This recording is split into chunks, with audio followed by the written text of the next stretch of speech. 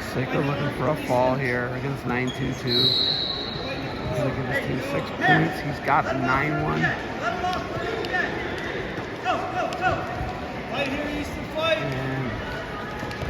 And now it is 12-1 Sako. He's going to go to work here. It's 11-point lead. It's a 12-point cut. Sako is